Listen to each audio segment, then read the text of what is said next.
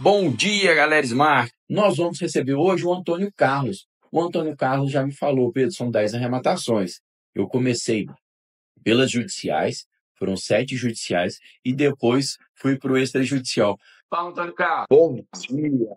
Bom dia, Pedro. Tudo bem? Bom dia, meu parceiro. Prazer te receber aqui. A última vez que a gente se viu foi lá em Belo Horizonte. Tá vendo? Experience, galera. Experience é uma ótima, né, Antônio Carlos? Gostou de ter vindo aqui para BH? Maravilhoso. Eu tinha participado já de São Paulo, né? Que afinal eu sou daqui, né? Uhum. Mas era o começo, eu não conhecia muita gente, mas o segundo foi muito melhor. Muito melhor. Bom, bom demais, gente. O Experience foi agora, em fevereiro.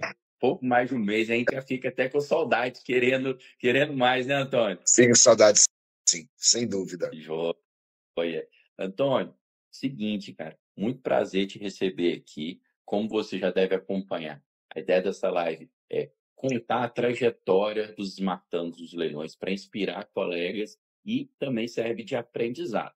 Então, eu queria que você começasse se apresentando, falando para quem está aí. Quem é esse cara aí do outro lado? Quem é o Antônio Carlos, né? De onde você mora? Qual é a sua profissão de origem? E aí depois falar como que você conheceu o mundo dos leilões, Antônio. Então vamos lá. Bem simples, né? A área do imobiliário não sai de mim, né? Eu sou de Santos, natural de Santos, São Paulo, né? Aí fui trabalhar depois no cartório de notas em São Paulo, no 16º Tabelião, era escrevente. Que bacana. Aí teve era na Augusta com a Paulista ali. É ainda, o cartório está lá. Aí eu tive uma oportunidade de vir como tabelião substituto para um cartório do interior, né? Mas era interino, né? Substituto, não era titular, infelizmente. Aí vim para Itatiba, né? Cidade do interior de São Paulo, pertinho de Campinas, Jundiaí aqui. Fiquei no cartório um tempo e aí depois de um tempo eu saí e fui advogar, porque afinal eu sou advogado de carreira mesmo, minha profissão é advogado, né? E aí eu lidando no direito imobiliário, que era uma área fácil de lidar, porque eu já tinha experiência de cartório, né? Hum. E comecei a ver os leilões, né? E comecei a me interessar. E aí o pessoal pergunta, né? Por que o judicial em vez do extrajudicial, né? Porque eu abria os extrajudiciais, dava uma olhadinha lá e falava assim: ah, legal, imóvel é bacana, preço tá bom, cadê o processo? Não tinha processo. E o advogado ele está em casa dentro de um processo, né? A cabeça do advogado é assim. Fala, mas não tem processo, gente. Quem é que vai determinar isso? O banco que determina que o cara vai perder o imóvel, né? E não entrava na minha cabeça isso.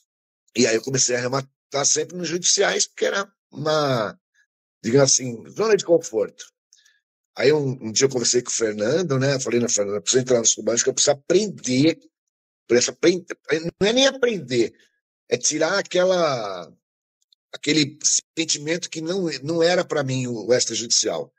Aí entrei no Tubarões no fim do ano passado, e esse ano já rematei 3 imóveis, todos extrajudiciais. 2 cotizado e um sozinho. Em 3 meses, 3 Que imóveis. bacana, Antônio. Então, gente, olha aí, começou pelo lado inverso, começou pelos judiciais e agora se enveredou pelo extrajudicial. Tinha um estigma, o estigma ao contrário também. Às vezes as pessoas falam assim: ah, judicial tem processo, vou fora, vou correr, deixa eu ir lá para o extrajudicial que é molezinho. Mas o Antônio falou bem, para o advogado é o lugar comum deles, processo. Às vezes sente mais segurança, não, está sob o auspício aqui da justiça, o juiz está zelando, eu consigo verificar todo o processo para ver se ele teve um procedimento correto ou não. O extrajudicial é muito simples. Será que isso está certo? É um estigma que a gente às vezes cria na cabeça. Agora eu fiquei feliz, eu não sabia dessa sua trajetória também nos cartórios legais,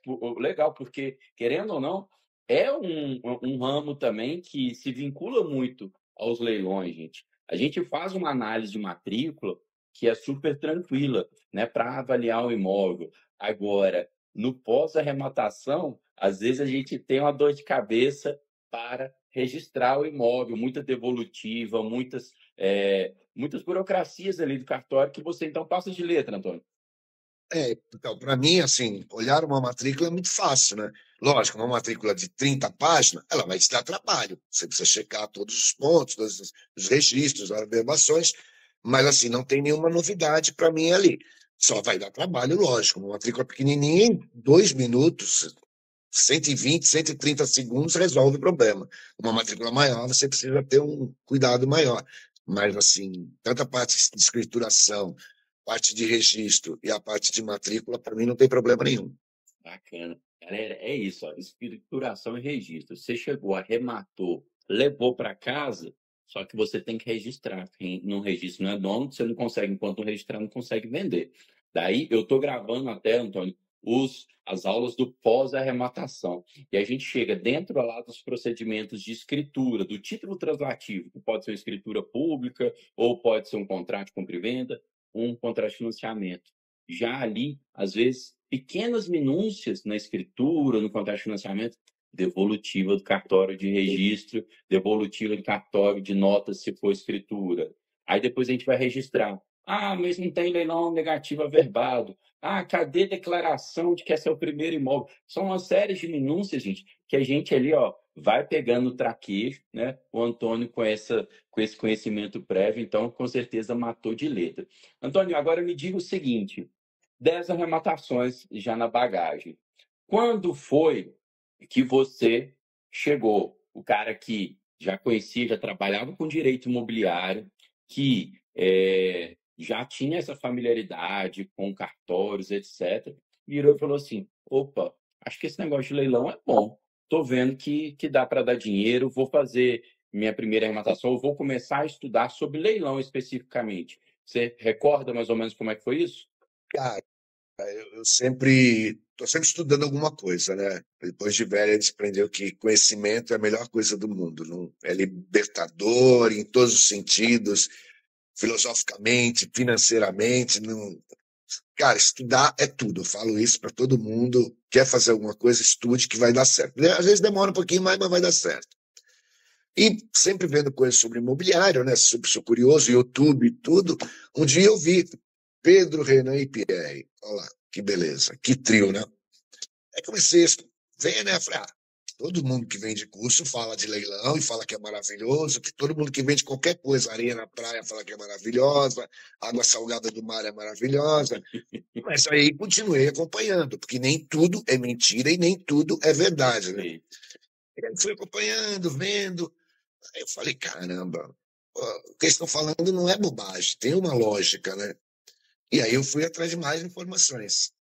Tanto que eu sou da turma 6 Turma da Smart. 6, então, Antônio. Turma 6. Bacana, ó, Mas eu já fui começar. é precursor. Então eu fui acompanhando, mas realmente em 2024, no começo de 2024, que eu falei, não, peraí, os caras são sérios, o curso é legal, deixa eu pegar tudo direitinho.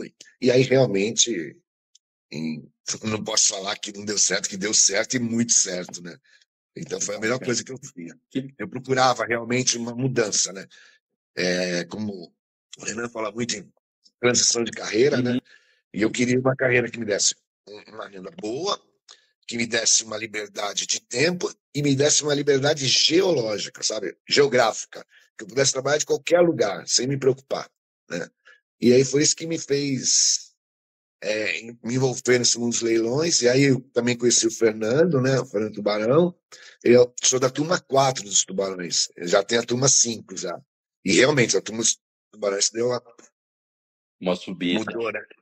Eu digo assim que foi o meu mestrado, né? Eu fiz a graduação na Smart, no DCA, porque não tem como você fazer um mestrado, um doutorado sem fazer a graduação. Esquece, não tem. Você não constrói telhado sem pilar, sem parede. Então, eu fiz todas as minhas paredes, minhas colunas, todinhas com a Smart, e agora estou fazendo meu mestrado. Perfeita analogia, viu, Antônio? Galera, É. quando você chegou, conheceu, fez o teste, arrematou, lucrou, o negócio é bom. Ah, agora eu quero me aperfeiçoar nisso, eu quero escalar, eu quero me profissionalizar nisso para, inclusive, ter uma liberdade de fazer uma transição de carreira, de daqui a pouco eu lidar só por conta disso. Daí os tubarões é o caminho, é onde que o Antônio foi traçar, junto com o Fernando Tubarão e os outros tubarões, essa busca de escala, né? Mudança de patamar. Show de bola demais, Antônio. E legal você falar então também, gente, que é o seguinte, nem tudo na internet que reluz é ouro, tá? Então, de fato, a gente tem que aqui, por isso que a gente traz para vocês os Smartanos todas terças e quintas-feiras, para vocês verem histórias reais, tá? Por quê? Porque aí você vai distinguir o joio do trigo, você vai virar e falar assim, não, realmente, o que está sendo passado nesse conteúdo aqui é legal, é valoroso, de fato, leilões são bons, são seguros e pessoas reais estão conseguindo avançar nisso. Claro que exige muito, gente, do esforço e da dedicação de vocês. Né? As ferramentas, o ecossistema Smart é colocado à disposição de todo mundo e quem se dedica faz acontecer. Não é incomum, às vezes, as pessoas entrarem e, por conta de um momento de vida, de um momento de trabalho, não se dedicar e não avançar naquele momento. Pelo que eu estou vendo, o Antônio, por exemplo, entrou na turma 6, entrou na turma 6 há mais tempo. Naquele momento, devia estar muito atarefado de trabalho, com escritório de advocacia e tal, não se enveredou nisso. E em 2024, voltou, porque só larga Smart quem quer, voltou com tudo. Às vezes, depois me conte se é o Experience lá de São Paulo, se deu uma energizada, uma motivada, voltou com tudo e desde então foram as 10 arrematações. Começou então em 2024 ou teve alguma outra antes, Antônio? Então, eu fiz uma arrematação logo que eu entrei no DZA, eu fiz uma de um terreno em 2023. Em 2023 fiz duas. Aí fiz 5 em 2024. Aí em março de 2025 eu fiz 3. Quer dizer, minha meta esse ano é 10 arrematações. Entendeu? Eu, como não tenho tanto dinheiro, eu fiz uma meta assim a curto prazo. Entendeu? Eu quero arrematar 10 imóveis com lucro líquido, envolvendo até, retirando o custo de operação e tudo, limpo, de R$500 mil esse ano, 750 mil no ano de 2026 e 1 milhão em 2027. Mas, pelo que eu vi, eu atinjo a meta de 2027 ainda em 2024 e 2025. Lá junto com os Tubarões, junto com o Fernando Merli, tenho certeza que você vai atingir, vai superar. E é aquela coisa, você está certíssimo. Porque quem não sabe onde quer chegar, qualquer lugar tá bom. Então, se às vezes arrematasse 1, 2, saberia ótimo.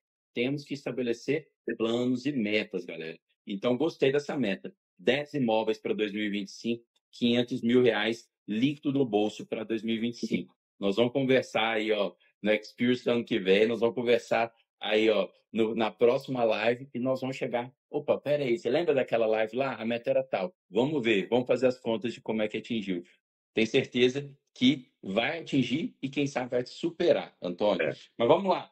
Você lembra? Vamos contar os causos dessas arrematações, que é o que a galera mais gosta de escutar. Se deu trabalho, se não deu, o que foi facinho, o que foi difícil, né? Nem só de louros a gente vive.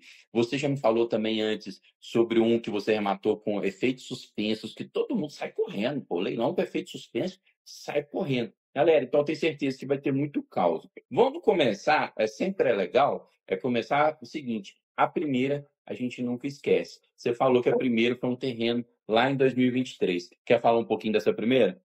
Isso, a primeira foi bem simples, né? É um terreno, eu arrematei, e tinha umas 2, 3 árvores no terreno, né? Aí o pessoal ficou com medo com o ambiental. Aí eu arrematei sozinho, arrematei à vista na judicial sozinho. Posse, é terreno, eu já tenho a posse, né? Não tenho problema. E aí, entrando em contato com a prefeitura, era só fazer um requerimento, até, no caso, na prefeitura de Brasília, até 5 árvores, a prefeitura autoriza derrubar, né? E fazer uma compensação. Cada árvore eu tinha que plantar 25 mudas de árvore. Então foi a única coisa que me deu um certo trabalhinho, mas trabalho administrativo na prefeitura. E aí tinha uma Flora que fazia convênio, você comprava com ele, entregava a nota fiscal na prefeitura, liberava, aquelas coisas de política. Mas isso foi muito simples. Esse terreno, eu falei, vou começar com um valor baixo e um terreno, né? E aí, dali, ficou bem mais tranquilo. Então, foi o mais fácil que teve, não teve problema de desocupação, não teve missão na posse, não teve nada. Só a questão das árvores, foi uma questão administrativa na prefeitura, foi muito fácil de resolver. 135 árvores plantadas depois, né? É, Imóvel pronto para revenda. E legal que você falou disso, tipo, tô começando, deixa eu pegar além de um baixo valor, que é legal, gente. Por mais que a gente almeje imóveis milionários, vamos começar de baixo, não tem problema nenhum. Mesmo se tiver mais dinheiro aqui é, em poupança, vamos começar, vamos testar. Por mais que o Pedro está falando aqui que é muito bom, o Antônio está falando que arrematou 10 móveis, para botar o pezinho, entra com pouco, tá? E o legal, terreno, não tem problema de desocupação. Às vezes até a gente, né, que já está lidando no meio, né, você que é advogado, às vezes fica assim, pô, mas e aí, quanto tempo que eu vou demorar para tirar essa pessoa no começo? Então começou com terreno sossegado. Você ainda está com esse imóvel hoje? Já revendeu? Como é que está a situação dele? já revendi. Os 3 desse ano, eles estão em fase ainda de escrituração, né? Uhum. É, eu até conversar um negócio aqui em particular, Diga. porque o terceiro, que foi em março, foi um imóvel que eu comprei na Bahia, né? Em São Gonçalo dos Campos, do lado de Feira de Santana. E assim, venho elogiar em público que a Smart fez tudo. A Smart Opa! Caixa. Arrematou com a Tudo, Smart tudo. Caixa, então. Eu indiquei a Smart, desde ajudar a, a avaliar o imóvel, nome de corretores ela me passou, a agência eu recebi um e-mail da Caixa que tinha que pegar comprei à vista, né? A minuta da escritura para fazer. Aí eles falaram: não, não, a gente pega. Você tem alguma preferência cartório? Não, então vou pegar o de Salvador, parceiro nosso. Eu só vejo os e-mails sendo trocados, de tudo sendo resolvido sem eu pôr o dedo em nada. A única coisa que tive que fazer, me manda os documentos, mandei tudo em PDF. Só. O resto, a Smart Caixa fez tudo. Eu ainda brinquei num grupo que vocês vão acabar falindo nos outros CCA, viu? Cuidado. Que bom escutar isso, Antônio, que tudo ocorreu bem na sua arrematação, que o pós-arrematação foi facilitado. Esse é o nosso objetivo. Claro que a gente, como tem um ano que a gente se enveredou aí no mundo dos imóveis caixa, de imobiliária credenciada para auxiliar os arrematantes machos dos 27 estados do país, a primeira imobiliária no país inteiro, e a gente tem que avançar muito, tem percalço. Então, às vezes, a gente chega, recebe um relato, tal ponto não foi legal, tal ponto foi, e quando a gente recebe um elogio desse, a gente fica feliz de saber também que tem coisas boas saindo, tá? Então, é muito legal. Esse é o imóvel que o Fernando Tubarão colocou aqui. Se vender o terreno na Bahia, já bateu 1 milhão. É esse ou tem outro? Exatamente esse. Exatamente esse. Esse terreno eu comprei por 279 mil, R$ 6,06. Tá? E Esses, está esse, avaliado em 1 milhão. esse 6,06 é assim. É meu aniversário dia 6, né? 6 de novembro. Então eu costumo usar sempre no lance, para não ficar redondo, eu uso 606. Aí, Mas gente, ó. Se vocês verem lance quebrado lá no site da é, Caixa 606, saibam sou que é eu. o Antônio Pode Carlos ser eu dando, mesmo.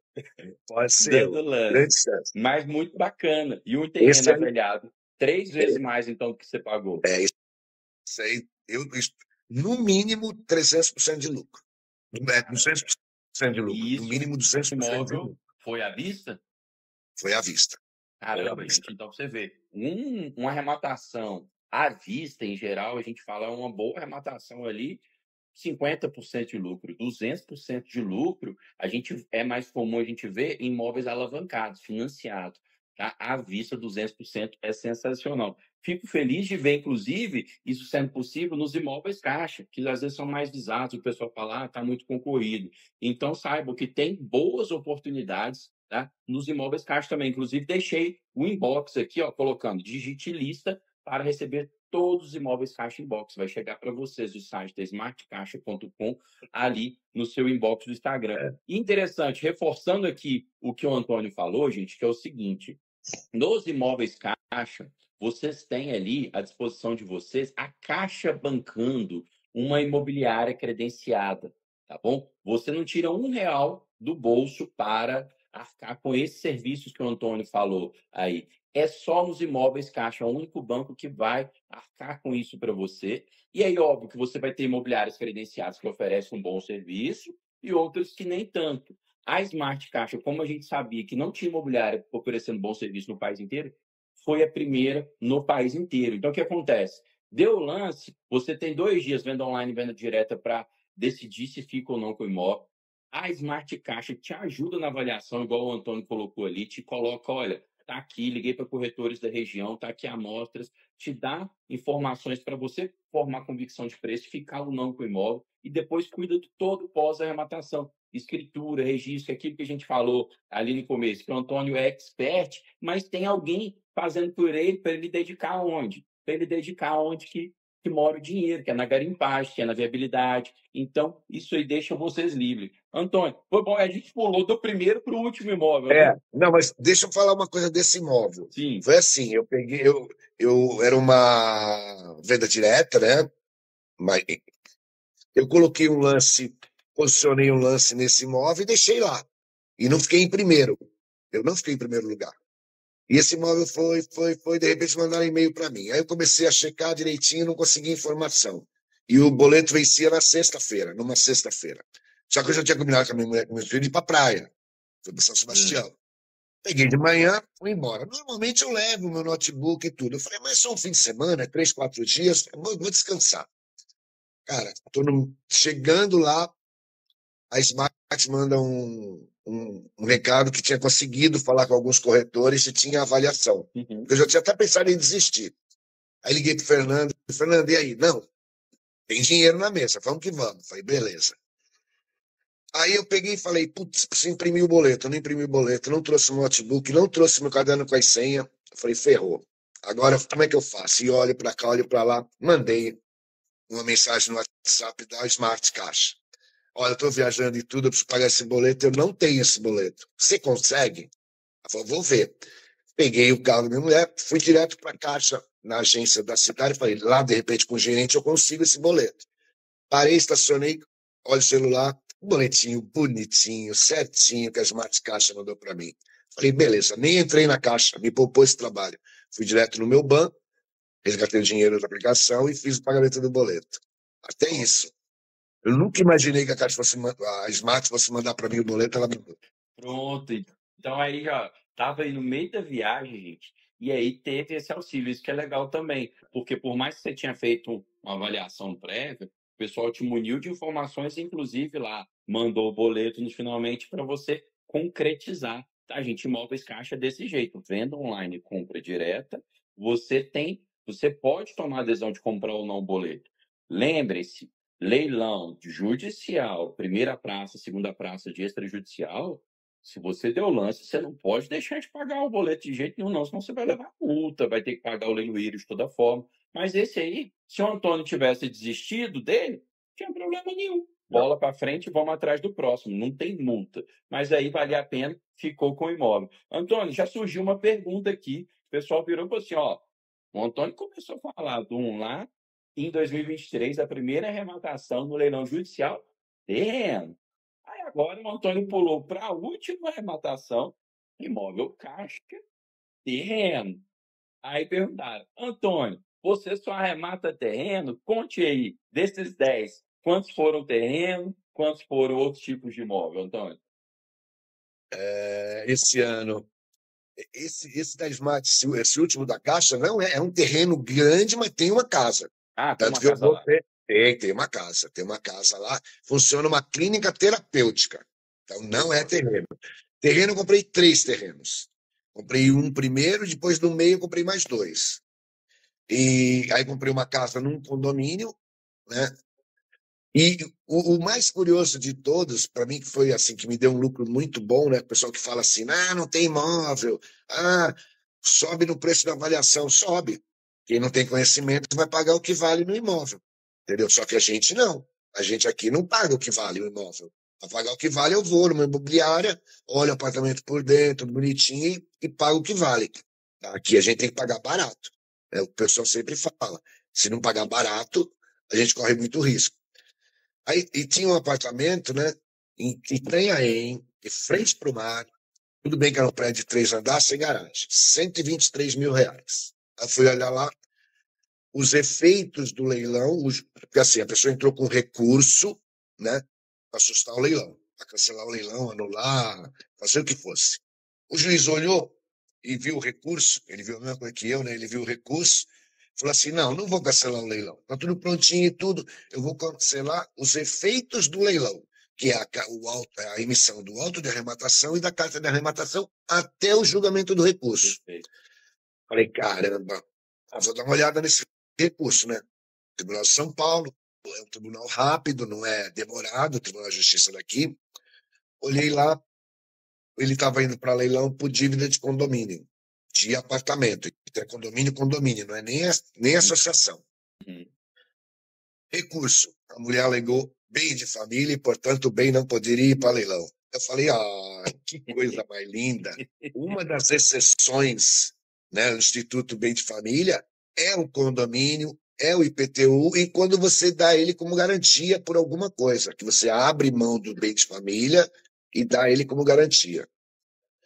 Eu falei, perdeu. O recurso está ganho, né? Está ganho, bonitinho. Tem lance. Aí chegou 10 minutos antes, nada. 25% de entrada, o restante em 30 meses, né? Bom, eu falei, que beleza. Porque ninguém entrou, porque viu que estava suspenso, falou, não, vou pegar outro. Então, assim, o conhecimento é o que te dá lucro, né? Antônio, que sensacional. Terminou com chave de ouro. Conhecimento, galera. Olha, a maioria das pessoas poderia ser um leilão, tá? Disputado. Então, o conhecimento fez o Antônio ver e falar assim, pô, efeito suspenso, mas efeito suspenso conta de quê? Gente, defesa, copia e cola ruim de bem de família logo numa dívida condominial, galera. Passa nunca, tá? Nunca ia ser deferido, tá? Um recurso desse. Vamos lá, gente. Estamos morando todos num condomínio aqui, ó. 20 apartamentos.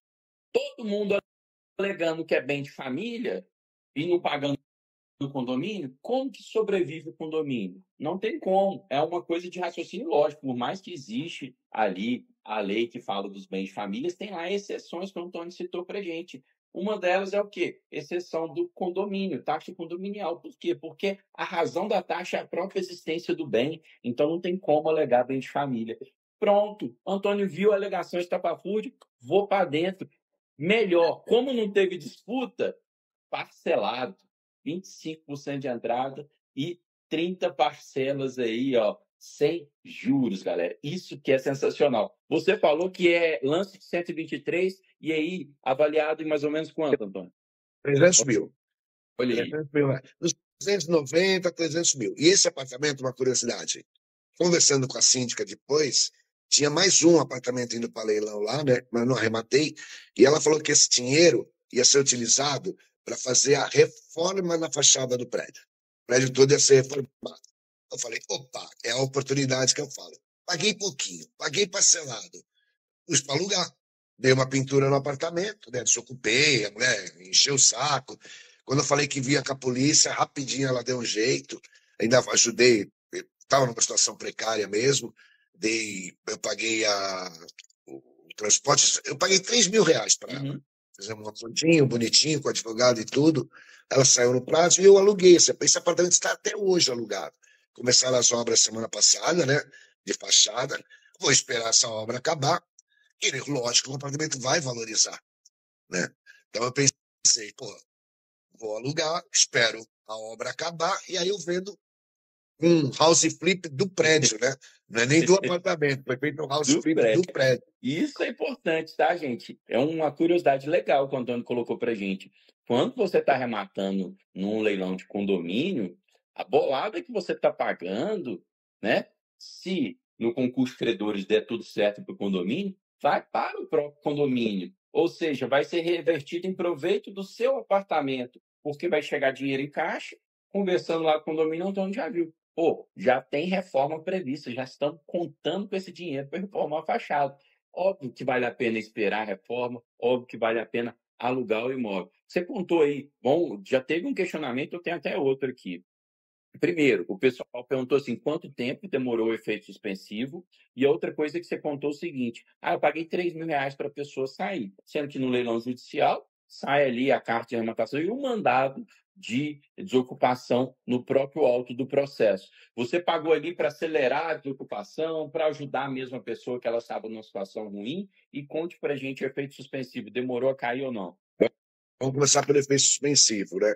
O julgamento, o acórdão, levou uns 45 dias mais ou menos para sair, né? Porque o Tribunal de Justiça de São Paulo, eu não acho ele demorado. O pessoal reclama muito, mas eu acho que é julgado assim em 2 meses, em regra, se julga um recurso, né? Uma apelação, alguma coisa. Então foi rápido. A situação dela era bem precária. Apesar dela ser muito chata, né? Metida, sabe tudo, que não, eu tenho direito, porque tem uns advogados ruins que enganam as pessoas para receber seus honorários, fala, não, eu consigo cancelar com o Instituto do Bem de Família, porque mesmo ele sabia que não podia, mas tudo bem, aí cada um faz o que quer e vive com a sua consciência como quer, né? Eu falei assim, não, putz, polícia, não sei o quê, meu, eu já tinha ganho bastante dinheiro com imóvel. Eu falei, meu, R$ 3.000 vai dar um jeitinho para ela pagar um caminhãozinho lá, para de repente pagar um mesinho de aluguel e não vai me fazer diferença. Eu acho assim que a gente cabe também a ter esse sentimento, né? A pessoa está perdendo o bem, né? Às vezes é o único bem da vida dela que ela levou a vida inteira para construir. Então, um pouco de empatia, né? Com certeza. Não é obrigado, né? Ninguém é obrigado a fazer isso, cada um faz da forma que quiser. Mas eu me senti melhor assim e ajudei ela e deu tudo certo. E ela saiu tipo um mês antes, vai. Bacana, legal se colocar na situação da pessoa, né, que está saindo da casa dela, por mais que, ok, ela fez por onde, o condomínio precisa sobreviver, mas também, poxa, vamos entender a situação da pessoa, está numa situação de dificuldade, às vezes não tem nem para onde ir pagar o primeiro aluguel, nem como fazer a mudança, então é legal. Às vezes procurou orientação errada lá do outro advogado, mas enfim, você conseguiu compor uma situação legal para ela sair. Massa. E sobre a questão aí, então, de você chegar, efeito suspenso, 45 dias. Saiu rapidinho, então. Saiu. Pronto, Para mim saiu rapidinho. ótimo. Legal demais. Antônio, outra pergunta que surgiu ainda sobre esse leilão, questão do parcelamento. A pessoa colocou aqui, mas bom dia, esse parcelamento já era previsto parcelar ou você colocou isso na proposta? Explica para a galera aí, Antônio, como é que funciona o parcelamento em leilão judicial. Então, pelo menos assim, você tem o lance à vista e o lance parcelado. Na própria lei existe que o mínimo de entrada é 25% e o máximo de parcelas é 30 parcelas. Então, qualquer coisa. Sendo que o lance à vista tem sempre preferência sobre o lance parcelado. Se você tem um lance parcelado, eu dei um lance parcelado e o Pedro deu um lance à vista, o lance à vista do Pedro, independente do valor, vai ter preferência. Tá? Eu não acho muito correto, eu acho que devia ser pelo maior valor, mas não cabe a mim discutir a lei, né? Isso é o que estão aplicando. Raramente um juiz diferente dá um lance parcelado que é maior sobre um lance à vista. Já vi acontecer? Já vi acontecer, mas é muito raro. Em regra, se eu der um lance de 20 mil parcelado e alguém der de 19 à vista, vai levar o de 19 à vista. E o que acontece quando você já estava previsto no edital que aceitaria lance parcelado, né? Que o edital é a lei do leilão, né? E o que acontece quando você compra parcelado? Não é um financiamento, é um parcelamento. Então você deposita todo mês o valor corrigido na conta do processo, né? Por uma guia de depósito judicial. E quando você registra a sua carta de arrematação, você registra também uma hipoteca que garante o pagamento. Você acabou de pagar, o juiz te dá um mandado, você vai no registro de imóveis e dá baixa naquela hipoteca, o teu imóvel fica limpinho, bonitinho. Sensacional. Galera, então tá vendo? Tem gente, inclusive, Tribunal de Justiça de São Paulo, tinha alguns juízes há algum tempo, Antônio, que falava assim: não, eu não vou emitir a carta de arrematação enquanto você não terminar de fazer o pagamento. Gente, com hipoteca em garantia, colocavam isso. Era só gravada a decisão ali que aí ganhava a carta de arrematação. Então, você já sai com a carta de arrematação, registra o imóvel no seu nome, mesmo parcelando. E sem juros, tá, galera? É só correção monetária. É diferente do financiamento do banco, que o banco é um terceiro, está emprestando dinheiro, você tem que remunerar o banco pelo dinheiro que ele está emprestando. No parcelamento judicial, não. Quem é o credor vai receber esse dinheiro parcelado também. Você não está pegando o dinheiro de um terceiro. Então, é sem juros, tá, galera? E legal que o Antônio contou, então, que lance à vista, em regra, prevalece ao parcelado. Por isso que é legal vocês encontrarem essas pérolas, terem conhecimento para encontrar leilão que, para a maioria das pessoas, é enrolado e que para você que tem conhecimento, não. O Antônio, com conhecimento dele, viu, pô, efeitos suspensos vai cair rapidinho, então não deu desconto. Ele conseguiu dar o lance parcelado. Eu até escolhi como tema agora de minha monografia de final de curso, Antônio, sobre isso, sobre lance à vista prevalecer sobre o lance parcelado. É o normativo geral do Código de Processo Civil, tá, gente? Se eu não me engano, lá, artigo 895, parágrafo 5º, alguma coisa assim, fala que esse é o normativo geral. Só que existem pequenos ou raros juízes que interpretam e colocam no edital assim: o lance à vista deve prevalecer ao parcelado, quanto maior que este. É uma interpretação mais forçada, mas tem gente colocando, e eu vou fazer um estudo sobre isso. O Tarcísio colocou ali, TRT às vezes aceita, de fato, porque a CLT ela é regida subsidiariamente pelo CPC, mas na CLT não fala nada sobre lance à vista prevalecer sobre o parcelado. Então já é mais comum. Mas é isso que o Antônio falou, tá, gente? Ele conseguiu, nesse caso, o edital devia estar lá falando: lance à vista prevalece parcelado. Só que ele teve lance à vista. Então, prevaleceu, ótimo, levou para casa aí e está com esse imóvel na carteira. Bom demais. Antônio, dos outros aí, qual que você conte aí mais um caso aí dos outros imóveis? Teve algum que deu trabalho para desocupar? Se bem que a maioria foi judicial, né? Agora, os 3 extrajudiciais, você tá com Fase de contrato ainda. tá na fase Assinatura de ainda contrato. de registro, tá, gente? Que tem uma fase aí pós de registro. Os outros aí judiciais, teve algum imbróglio? Conte para a galera o seguinte: às vezes, o da justiça, às vezes você tem que ficar diligente ali em cima, você que é advogado, tem que ficar diligente em cima para impulsionar o processo, né? Porque senão o juiz senta em cima do auto de arrematação, às vezes senta em cima, a vara não emite a carta de arrematação, o desembaraço do judicial. Como é que você enxerga isso? Conte um pouquinho disso para o pessoal.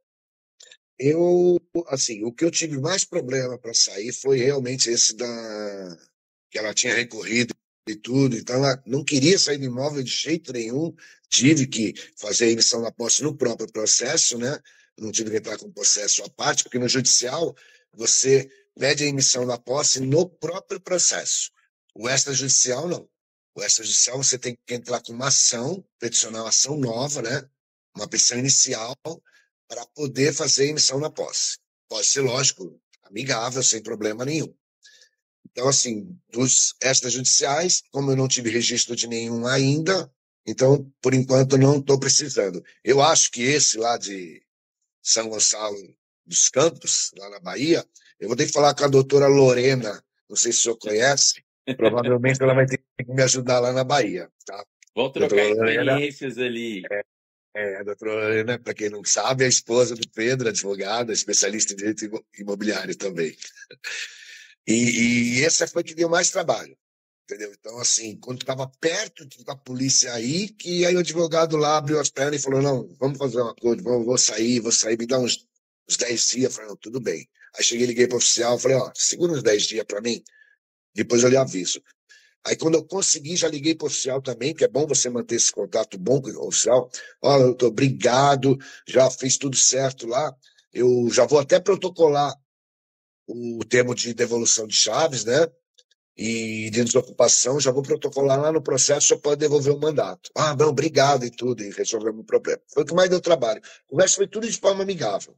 Que Tá? bacana. Pedia Legal. logo, automaticamente, quando é judicial, eu já peço a emissão da posse, eu peço a carta de arrematação e a emissão da posse. E Perfeito. já pago as custas por sua justiça e lá avisar a pessoa, porque aí já fica mais fácil de negociar. O oficial No, já foi lá, já. no É. judicial dá também. O Antônio está narrando muito legal. Que dá para você adiantar algumas partes, algumas coisas. Por mais que a emissão na posse, o mandado vai ser expedido dentro lá do próprio processo da arrematação, 99,9% das vezes, que não vai ter custo, sei lá, um custo de expedição de mandato lá de 50, 100 reais e tal. O que acontece? Vai expedir a carta e o mandato. Só que tem um tempo, tanto para ele ser a decisão dele, o juiz deferindo expedir o mandato, depois para ele ser confeccionado pela vara, depois para ele ser distribuído para ali para a central de mandatos, depois para o oficial de justiça dar cumprimento ao mandato. Isso aí tem um percurso, gente. Nada impede que você entre em contato com o ocupante, com o advogado da outra parte e vire e fala assim, olha, deixa eu te falar, perdeu lá e tal, o imóvel vai sair. O que eu posso te ajudar aqui para você sair antes? Deixa eu entender. Deixa eu te falar uma coisa. Sabia que se você desocupar rápido, eu pedi lá nos autos falando para segurar levantamento de valores, etc., até que eu esteja na posse do imóvel, no registro imóvel. Sabia que vai sobrar um dinheirinho lá para você? Vai ter um sobejo? Então, por favor, aqui, ó, se você me entregar, eu peticiono na hora, igual o Antônio falou ali, eu peticiono na hora, falando que já me entregaram as chaves, que pode levantar dinheiro, etc. Tem artimanhas que dá para fazer para acelerar, né, Antônio? Tem. Então, é tudo isso, né? Porque foi o que você falou, você deu o lance, homologou, existe um processo.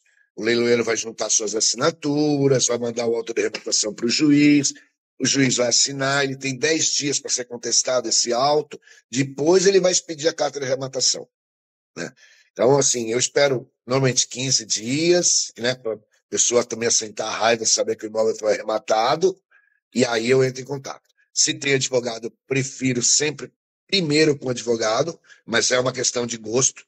Outras pessoas fazem direto com o devedor e dá certo.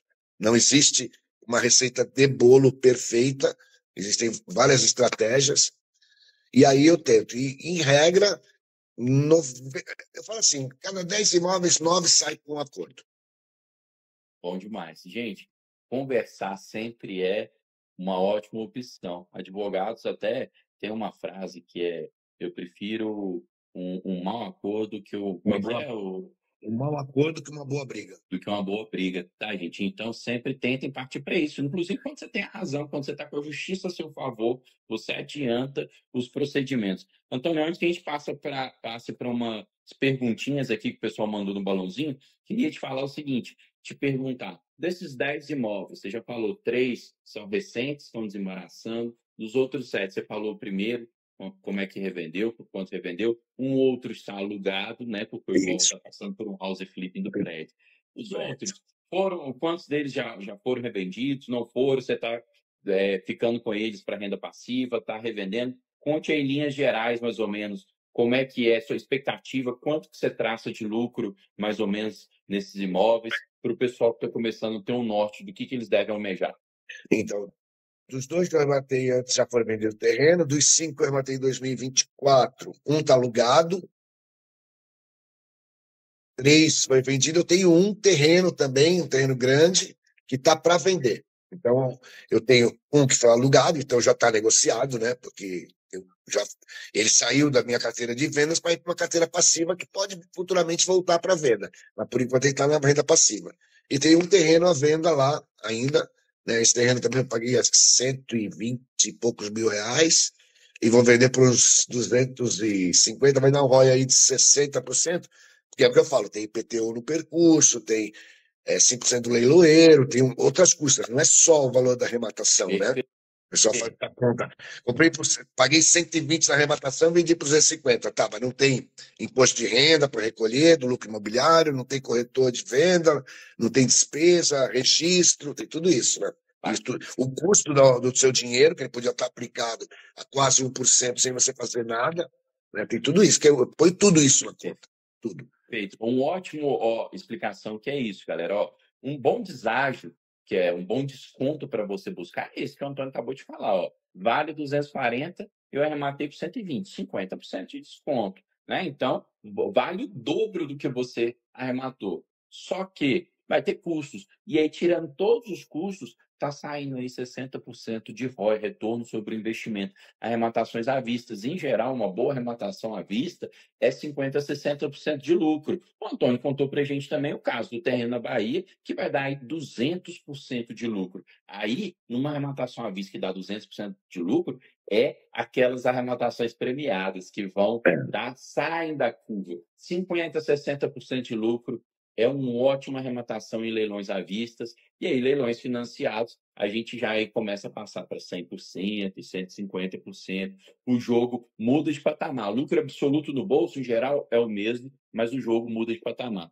Antônio, vou colocar aqui 3 perguntinhas, tá? E aí a gente depois deixa você contar aqui o que você quiser nas suas palavras finais. Mas vamos responder as perguntas que a galera mandou no balão.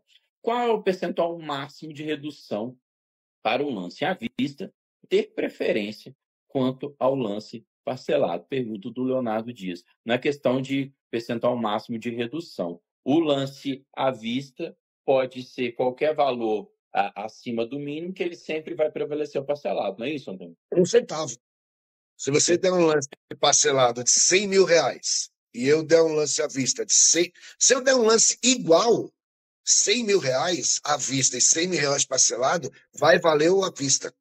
Ele nem precisa ser superior, basta ele ser igual. Se ele for igual, pelo que eu vejo em todas as arrematações, se ele for igual, ele já prevalece sobre o lance parcelado. Inclusive, se ele for inferior. É a regra geral. Na Inferior. regra, Então, na se regra. for, por exemplo, R$ 200.000 de lance parcelado, Leonardo, e o lance mínimo for 100 mil e tiver um lance mínimo de 100 mil à vista, esse 100 mil à vista vai prevalecer do lance de 200 mil parcelado.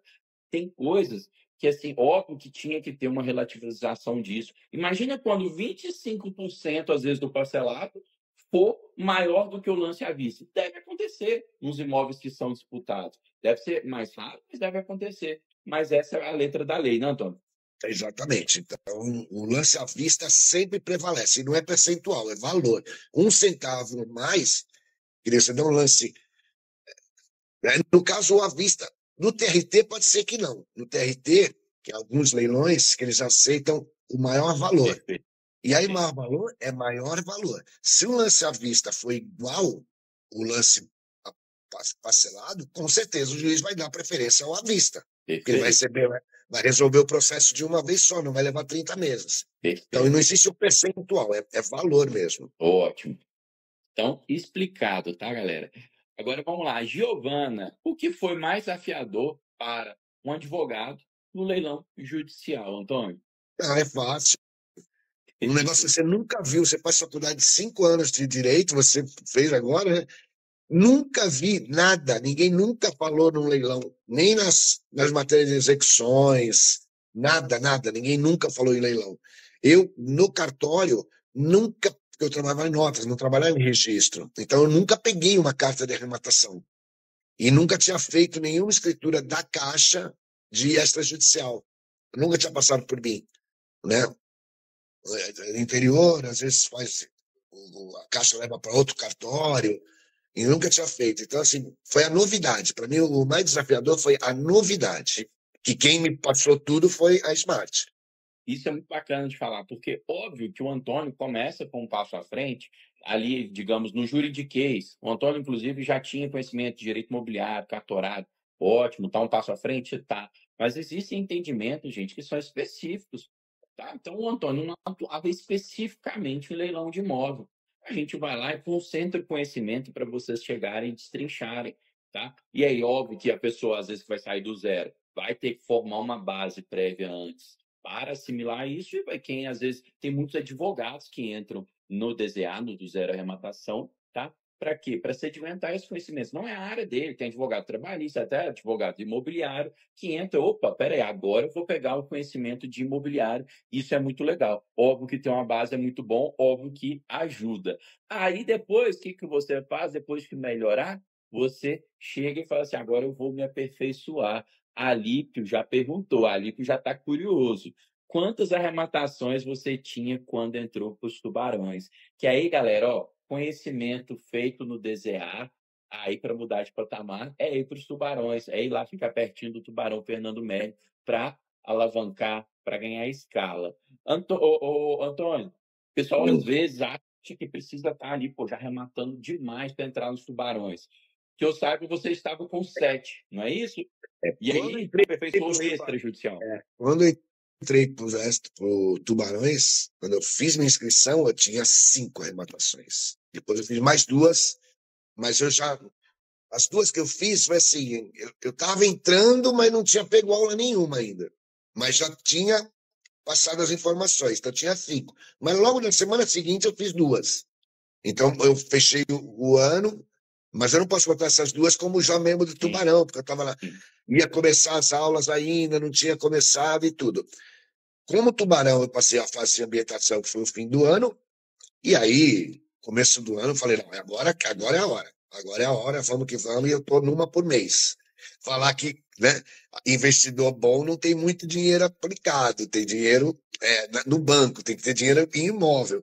E realmente, eu vou ter que abrir, vou ter que dar uma apertadinha, mas abril, maio, vou ver se já faço 2 para compensar de abril, porque já vai entrar um dinheiro em breve de uns imóveis que eu estou vendendo, porque também tem essa, dinheiro é finito, né? Infelizmente, infelizmente, né, Pedro? Agora é pisar no acelerador. E o Antônio está junto ali com a turma que a gente brinca do dinheiro infinito. Porque o dinheiro é finito, gente. Mas a gente vai ali arranjando formas de arrumar crédito, de alavancar, de cotizar, para sempre estar mordendo novas arrematações. Antônio, sensacional a live, sensacional o que você narrou aqui para a gente na sua trajetória. Você com certeza inspirou vários que estão aqui na live, várias pessoas parabenizando pela sua trajetória, pela experiência, pela empatia, né, que você tratou, as suas preocupações que você narrou aqui. Eu queria te pedir para deixar aqui um recado final. Um recado, são 234 pessoas que estão nos assistindo agora, e algumas delas já são smartanos, e às vezes alguns deles, inclusive, não deram o primeiro passo, não arremataram o primeiro, e tem outros que nem smartanos são ainda. Então, deixa um recado final. O que você recomenda para essas pessoas, tá? Que já viram que leilão é bom, lucrativo, mas ainda não começaram a arrematar? Eu vou fazer uma analogia, né? Você nunca andou de bicicleta na vida. Você sobe em cima de uma bicicleta, em cima de uma ladeira, aquelas ruas bem íngreme, e desce, larga a bicicleta e vem embora. Você vai se arrebentar. É certeza.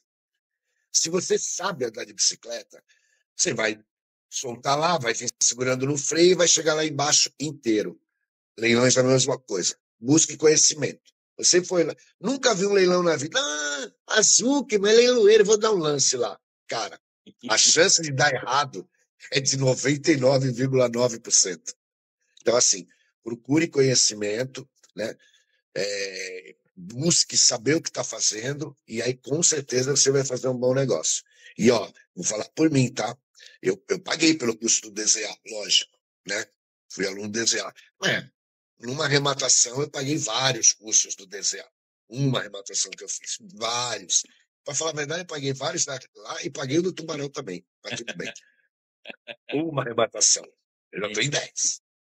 Sensacional. Conhecimento liberta, conhecimento dá confiança. Óbvio que o negócio é bom, óbvio que o negócio é lucrativo e seguro, mas fazendo com conhecimento, não é simplesmente apertar um botão. Não é que é fácil, mas é simples. O Fernando Tubarão sempre fala isso. Não é fácil, mas é simples, desde que você tenha o conhecimento. E o Antônio Carlos mostrou como adquirir esse conhecimento aqui, junto com a Smart, junto com esse ecossistema Smart. Antônio, muito obrigado por essa live mais uma vez. Tamo junto, meu parceiro. Grande abraço.